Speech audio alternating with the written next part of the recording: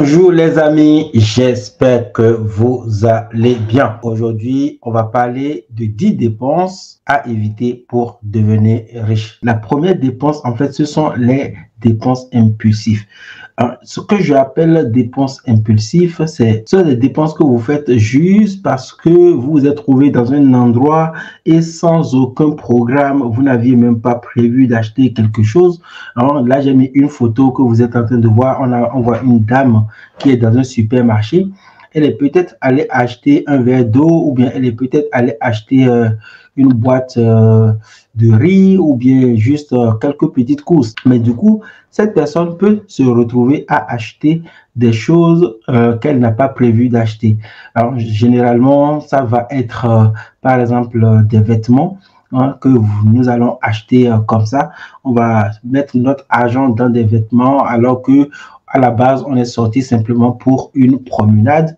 Et pendant cette promenade, on tombe dans une boutique comme celle-ci et on voit plein de vêtements qui sont déposés.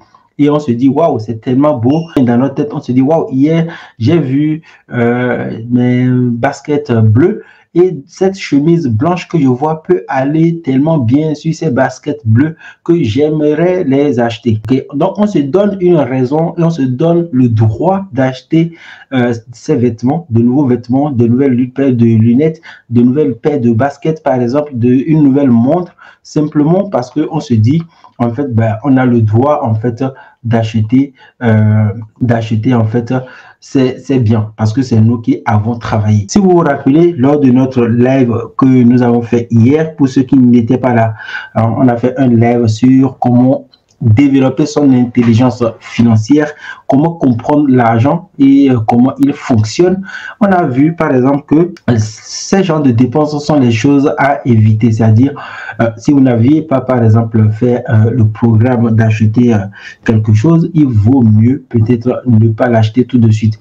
Je vais prendre un exemple simple pour illustrer ce que je suis en train de dire. Imaginons que vous alliez dans un espace comme celui-là que l'on est en train de voir et on se rend compte que dans un rayon, par exemple, on tombe là, on trouve qu'il y a des vêtements qui sont super bien rangés. Et vous trouvez, on va prendre un exemple, tic-tac, tic-tac, simplement, par exemple, cette chemise qui est là, ou peu importe, vous prenez n'importe lequel, et vous vous dites, par exemple, waouh, ce vêtement, j'aimerais bien l'avoir, d'ailleurs, c'est ma couleur préférée, maintenant, j'ai de l'argent, donc je peux l'acheter. Peut-être que vous pouvez l'acheter, peut-être que vous avez beaucoup d'argent, ou peut-être que vous venez même de recevoir votre paye, votre salaire du mois. L'exercice que vous allez faire désormais, en fait, quand vous êtes en face de cette situation, si vous ne voulez vraiment pas dépenser cet argent de manière impulsive, c'est par exemple de vous dire, ok, si je ne l'achète pas aujourd'hui, qu'est-ce qui peut m'arriver dès demain? Non, si je n'achète pas ce pull aujourd'hui, si je n'achète pas cette casquette aujourd'hui, si je n'achète pas cette paire de lunettes aujourd'hui, qu'est-ce qui peut m'arriver demain? Si la réponse c'est rien, ok, ça veut dire que vous n'avez pas besoin de l'acheter en fait. Deuxièmement, il se peut que vous vous disiez encore, demain, si je n'achète pas aujourd'hui, demain, je ne pourrai pas, par exemple, avoir cette nouvelle paire de baskets ou bien cette nouvelle paire de pantalons, de lunettes, ou bien ce pantalon, ou bien cette chemise, peu importe. Mais vous pouvez encore vous poser une autre question, de vous demander par exemple, alors, et si je ne l'achète pas dans les 30 prochains jours? Est-ce que quelque chose peut se passer?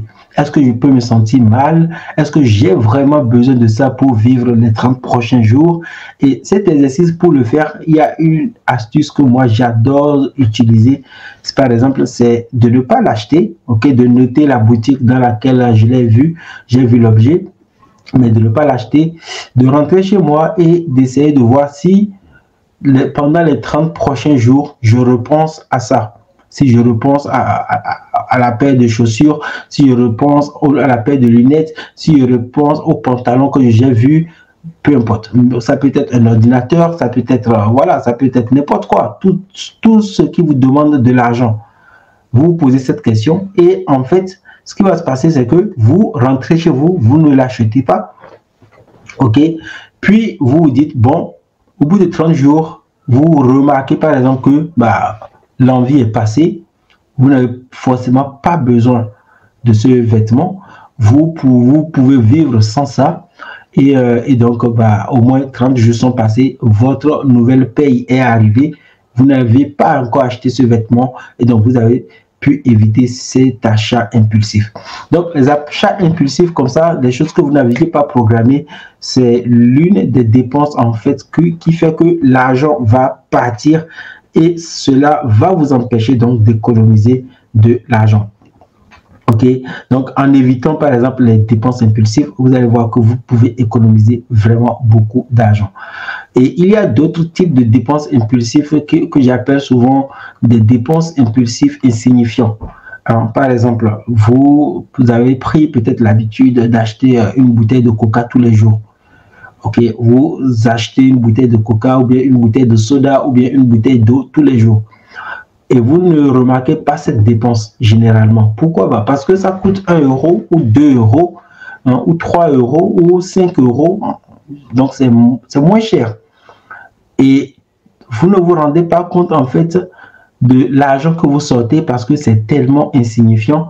Mais tous les jours, vous le faites. Moi, je connais même des gens qui achètent 2 bouteilles de coca par jour. Des coca qui coûtent 1,50 € ou 2 euros, par exemple. Donc, vous achetez 2 par jour, un matin, un soir, par exemple. Mais c'est tellement moins cher que vous n'avez pas besoin généralement d'un programme ou bien de programmer cet achat.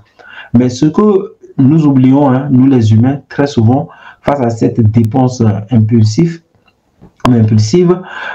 c'est que on le fait presque tous les jours. Donc, imaginons par exemple que vous mettiez 2 euros par jour dans un coca pendant 30 jours. Ça vous fait combien? Ça fait 2 fois 30, ça fait automatiquement 60 euros. Vous voyez? Donc, imaginez tout ce que vous achetez pour 2 euros, pour 3 euros, pour 4 euros par ici, par là, tous les jours. Et vous allez vous rendre compte en fait que si vous achetez 2 euros ici, 3 euros ici, etc. tous les jours, généralement, ça dépasse les 4 euros, les 100 euros, voire les 150, voire les 200 euros par mois. Donc, en évitant simplement les dépenses dites impulsives, ou j'ai mis impulsif, mais voilà, en évitant ces genres de dépenses, vous pouvez en fait économiser beaucoup d'argent. Ok. Alors les amis, comme on vient de le voir, les dépenses impulsives font partie des dépenses qui empêchent la plupart du temps les gens d'avoir de l'argent. Tout simplement parce que en faisant de plus en plus de dépenses impulsives, la majorité des gens ne se rendent même pas compte qu'ils mettent beaucoup d'argent dans ces genres de choses qu'ils n'ont vraiment pas besoin d'acheter. Il suffit donc dès maintenant de trouver la plupart des dépenses dont vous n'avez réellement pas besoin, de les supprimer de vos dépenses quotidiennes et de pouvoir garder de l'argent sur votre compte en banque. Et pour le faire, j'ai un exercice très simple que je fais très souvent avec les clients que j'accompagne en gestion financière. Cet exercice consiste simplement à chaque fois à prendre une note de ce que vous achetez. Il suffit donc de prendre un calepin, un bout de papier que vous gardez dans votre portefeuille et de noter sur ce bout de papier chaque dépense que vous faites et qui n'a pas été programmée. Donc, c'est très simple à faire. Vous avez un bout de papier, vous le prenez sur vous, vous le gardez dans votre portefeuille et à chaque fois que vous achetez quelque chose, vous notez sur ce bout de papier cette chose que vous venez de l'acheter, combien il a coûté et combien de fois vous l'avez acheté tout au long de la journée ou pendant un mois.